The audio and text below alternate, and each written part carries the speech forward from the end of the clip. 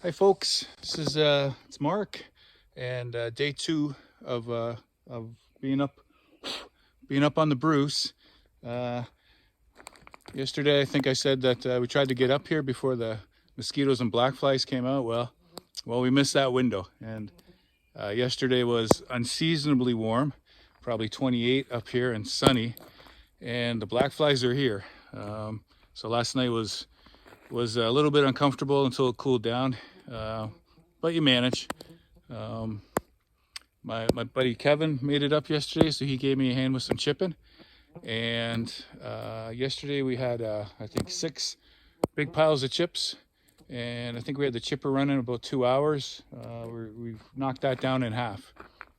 And what we've managed to do is create this wood chip trail all the way up and further into the property. That's going to allow me to easily get the four-wheeler and chipper and some other equipment up in there, just to keep working and taking down trees and clearing. So Kevin, actually, when he came, he has a, I guess it's 4.5 foot wide and 8 feet long utility trailer. So we filled that up twice, right full of chips, and it worked out great. That was kind of the end of yesterday. We got another half a trailer full, and then we would transfer them into my small little utility trailer that I pull behind the four-wheeler there, and just forward them up into the work site on the back of the ATV. So yeah, another nice day. It's supposed to not be quite as hot today. A little bit overcast, but the black flies are definitely here. So we're gonna have a little bit of swatting action, as well as some chipping action. So a couple of things that might look different on this chipper if you're thinking about purchasing one. I put on an hour meter, just a simple hour meter that I purchased off Amazon. It tracks the total runtime, engine RPM, and there's an interval there to tell me when to do fluid changes, like oil change. Very simple to install.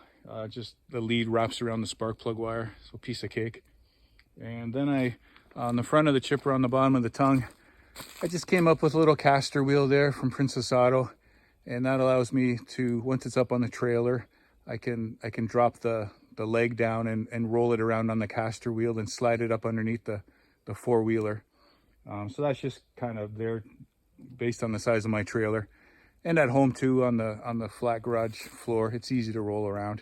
It's not heavy. It's certainly very maneuverable, but that just saves lifting up the tongue all the time. So that's the only difference from, I imagine, what they're selling today. It's ran great. Like I said, we got a couple hours on it. A couple observations. A lot of these trees, there's a lot of fir and like balsam in here. It eats that stuff like fast, no problem.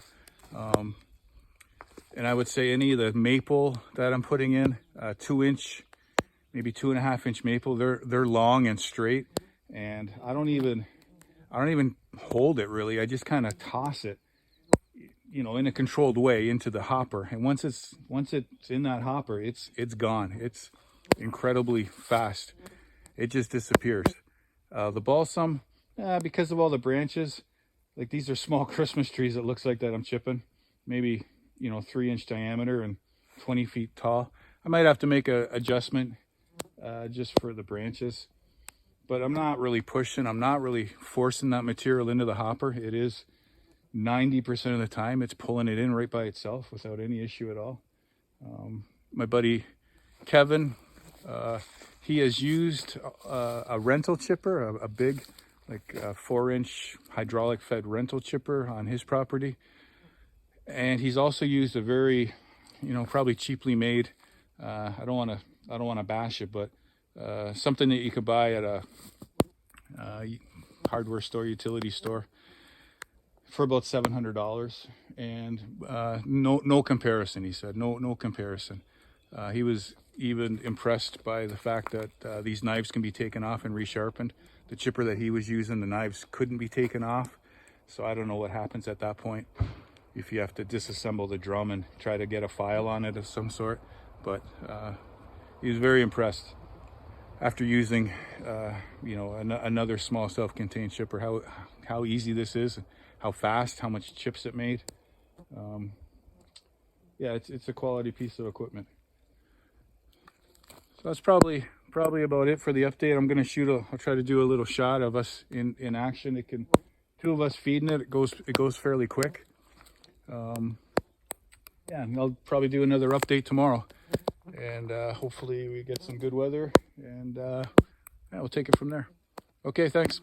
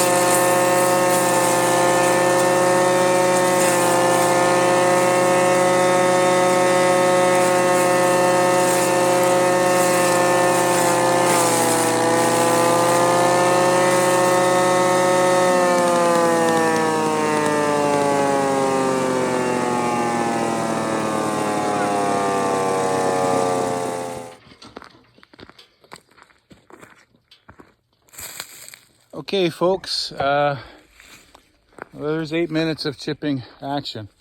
So a couple things. First of all, well, you saw how easy it started. That was, I think, one pull and it was stone cold. It is loud. I've got earplugs in, plus the hearing protection from the helmet, and it is a loud machine. But that's a personal choice.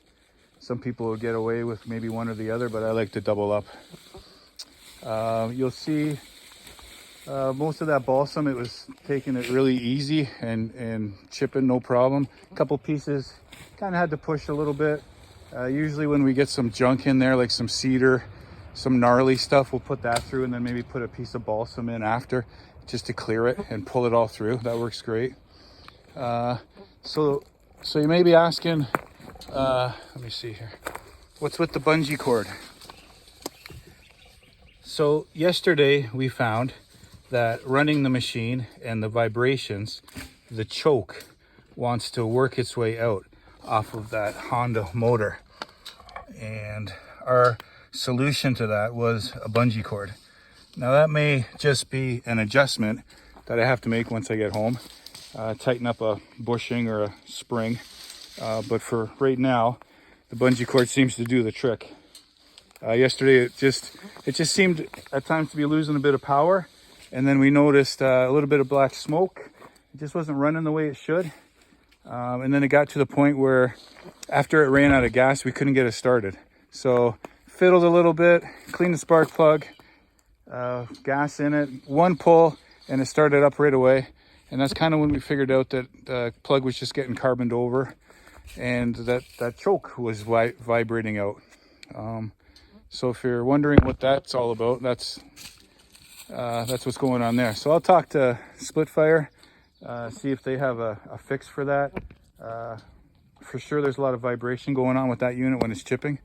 So if that, is an issue, I'm sure they'll come up with maybe a stronger spring to hold that choke closed. It's only between open and closed, it's only about 1 inch of travel. So when that choke works its way out, it doesn't take long for that to be completely blocked off, and then it starts running rich. Anyhow, that's it for now. We're going to carry on. I got a few more piles and a few more black flies to handle, and I'll check in with you later. Thanks.